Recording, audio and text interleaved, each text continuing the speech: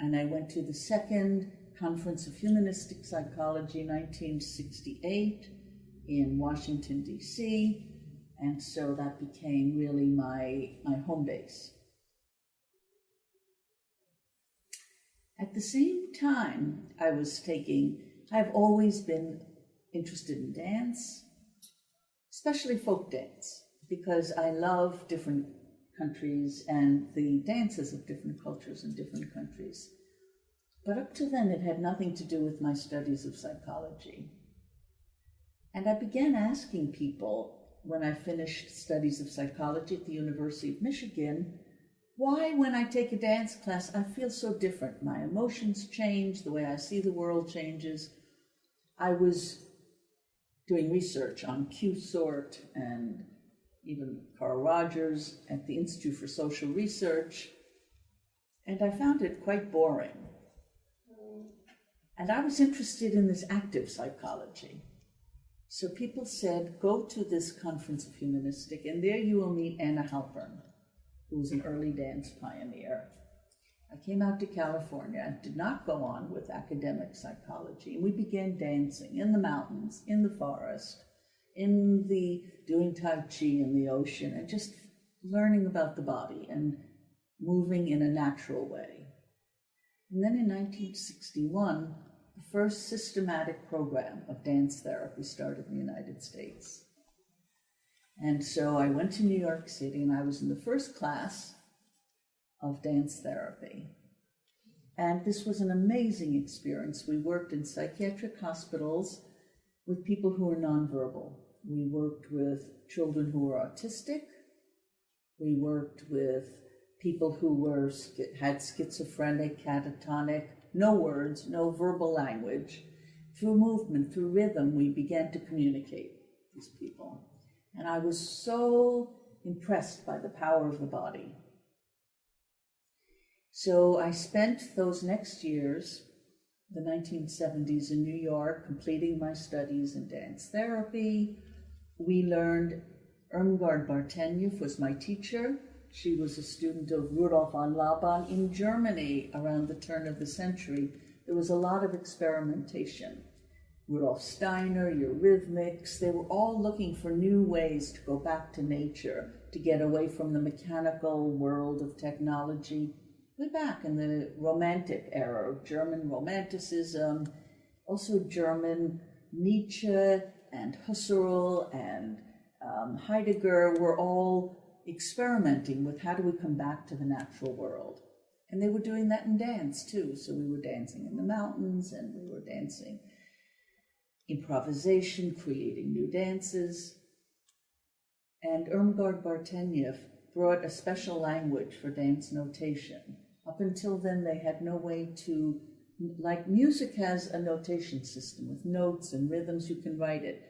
Dance didn't have it. You danced and it vanished. We learned time, weight, space, flow to graph. We learned to analyze our personal movement style, like movement analysis. We all have our strengths, our preferences, and movement. We have to know our body is the instrument in this way of working. 2 years we studied. We looked at ourselves in videotape. How do I move? What do I communicate to other people? We learned to read other people's movement. The whole range from pathological movement, which is everything from extreme states, to normal movement. We looked at different leadership styles in movement, the decision maker in movement, the visionary person in movement, and how each way of movement has certain strengths that you can work with, or certain parts of yourself that need to be developed. So this was a very exciting time in New York to be part of the world of dance and creativity. But I missed the world of psychology and theory and thinking. I went to the University of Dallas to do my PhD in psychology, and there we studied phenomenology. And that to me was, in New York, the most important part.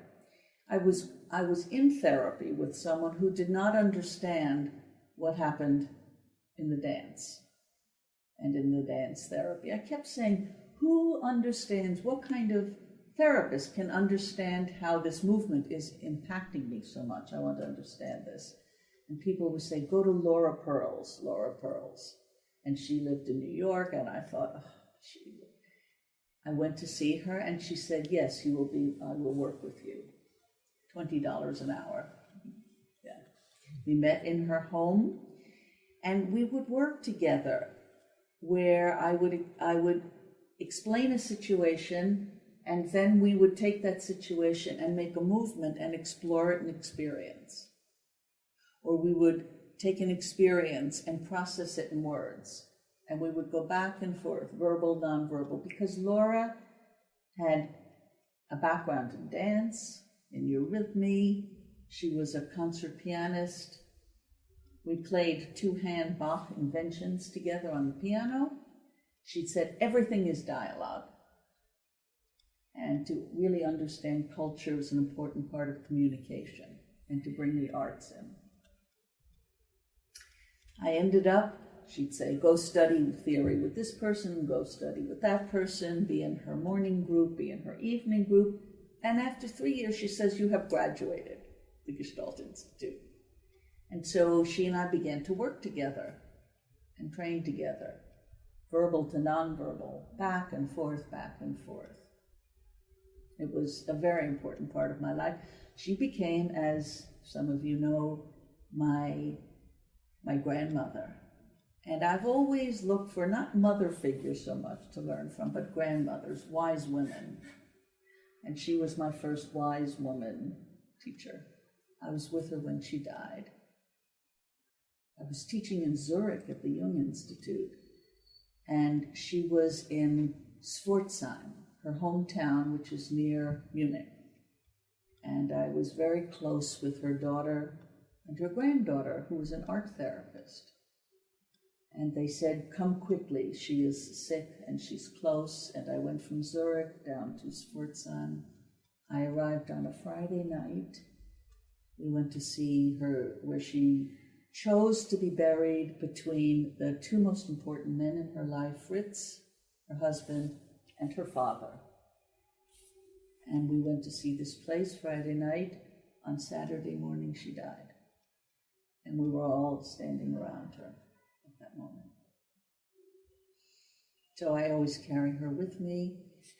Her first book that was written together with her husband and Paul Goodman, they wrote it together sitting at the kitchen table day after day, Ego, Hunger, and Aggression. When the book was published, her name was not on it.